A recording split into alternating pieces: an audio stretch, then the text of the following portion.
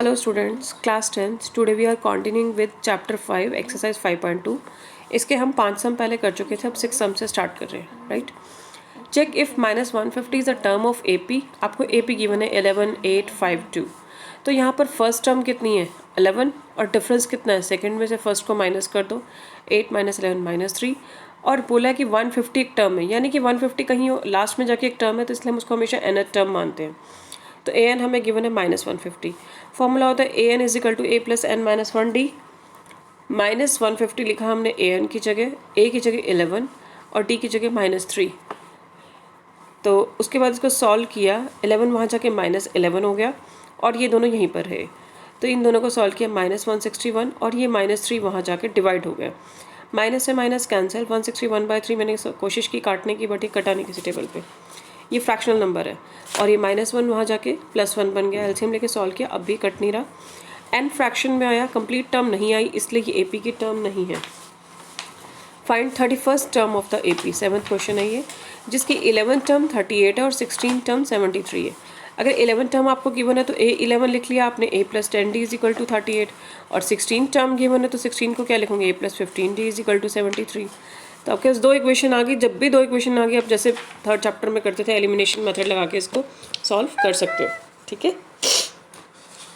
उसके बाद आपने क्या किया, a + 10d is equal to 38 और a + 15d is equal to 73। जब हमने इसको सॉल्व किया, दोनों कट गए और इसको सॉल्व किया -5d -35, यहाँ से डिफरेंस आ गया। देखो कोई भी क्वेश्चन हो उसमें आपको 3 चीज़ें पता होनी चाहिए, a, d और n। कुछ भी मिसिंग है तो आप पहले उसको फाइंड करो, आफ्टर दैट देखो उसने पूछा क्या है आपसे। तो d हमारा निकल गया 7। d की वैल्यू किसी भी इक्वेशन में पुट करके आप a भी निकाल सकते हो। मैंने फर्स्ट में पुट किया d को, a आ गया -32, ठीक है। a भी पता लग गया, d भी। अब क्वेश्चन देखो, उसने पूछा 31st टर्म क्या है, तो 31st टर्म निकालने का फॉर्मूला a + 30d। a की वैल्यू -32 + 30 × 7, 7d आया था।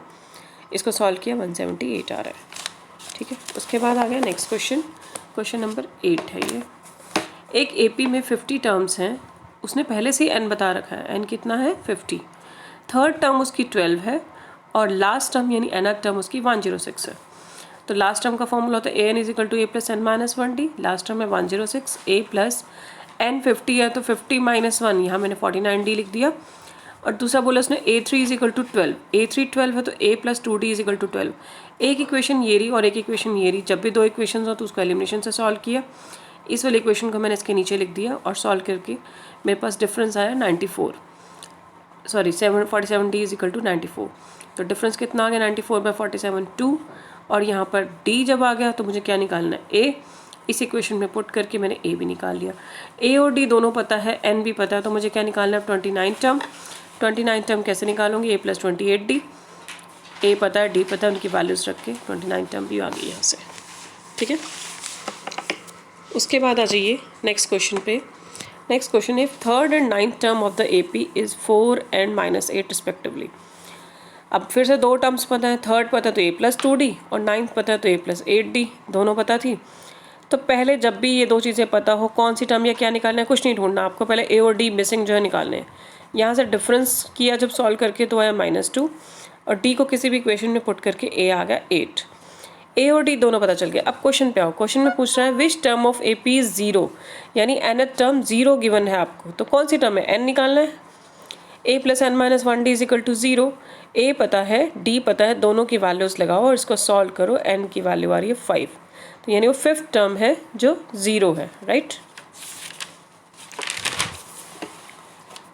Next question, 17 term of AP exceed is 10 term by 7। ये मोस्ट इंपॉर्टेंट क्वेश्चन है, मैं इसको स्टार दे रही हूँ, ठीक है। 17 टर्म बड़ी है 10th टर्म से 7। पहले हिंदी कर लो इसकी क्वेश्चन की। अगर 17 टर्म बड़ी है तो मैं लिखूँगी a17 बड़ी है किससे, a10 से, यानी अगर a17 में से a10 माइनस करती हूँ तो 7 आएगा, ठीक है। a17 को a + 16d लिख रही हूँ और a10 को a + 9d लिख रही हूँ। 7 डिफरेंस में दिया ही हुआ उन्होंने, तो खोला इसको, a + 16d - a - 9d is equal to 7। a से a कैंसिल, 16d में से 9d गए 7d is equal to 7। d is equal to 7/7, answer आ गया 1। सिर्फ इतना पूछा था उसने, कॉमन डिफरेंस कितना है, आपने उतना आंसर दे दिया, ठीक है।